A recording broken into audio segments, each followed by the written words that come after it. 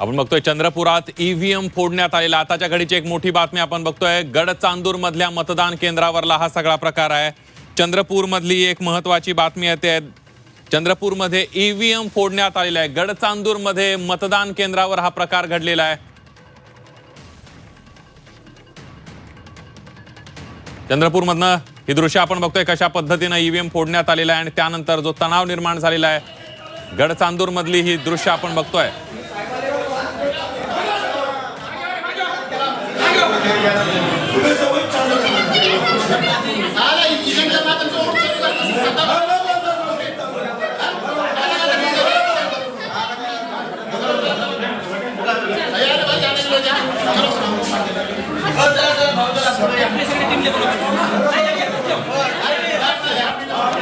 चंद्रपूरचे आपले प्रतिनिधी आशिष आंबाडे आपल्या सोबत आहेत। आशिष, चक्क ईव्हीएम मशीन फोडण्यात आलेला आहे, नेमका काय प्रकार आहे आणि कुणी फोडलंय ईव्हीएम मशीन? ज्या व्यक्तीने ईव्हीएम मशीन फोडलंय त्याला ताब्यात घेण्यात आलंय का? काय सांगशील सविस्तर?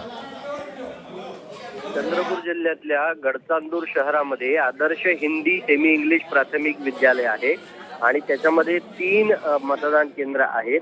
याच्यापैकी दुसऱ्या क्रमांकाच्या मतदान केंद्रावर हा प्रकार घडला आहे। साधारण 5:15च्या सुमारास राम दुर्गे नावाचा हा मतदार होता आणि त्यानं असं सांगितलं की त्याला अपेक्षित असलेल्या ठिकाणी जी त्याचं मत जात नाहीये, भलत्याच ठिकाणी जात आहे आणि त्याच्यासाठी म्हणून त्यानं मतदान केंद्रामध्ये हुज्जतबाजी केली।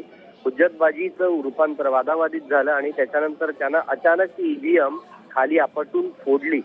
त्याच्यानंतर मोठ्या संख्येत तिथे प्रशासकीय अधिकारी, सुरक्षा दलं ही आली। मोठ्या संख्येत अतिरिक्त सुरक्षा कुमक या ठिकाणी आली।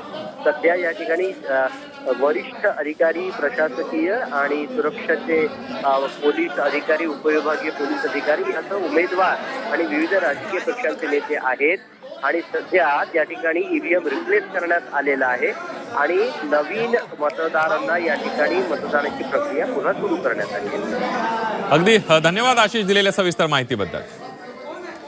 आपण बघतोय चंद्रपूरच्या गडचांदूर मधली ही घटना आहे। चंद्रपूरच्या गडचांदूर मध्ये मतदान केंद्रावर चक्क ईव्हीएम मशीन फोडण्यात आलेलं आहे आणि त्यानंतर तणाव निर्माण झालेला आता ईव्हीएम मशीन रिप्लेस केलं जातं आणि पुन्हा एकदा मतदानाला सुरुवात केली जाणार आहे। सध्या मतदान केंद्रावर तणावपूर्ण वातावरण।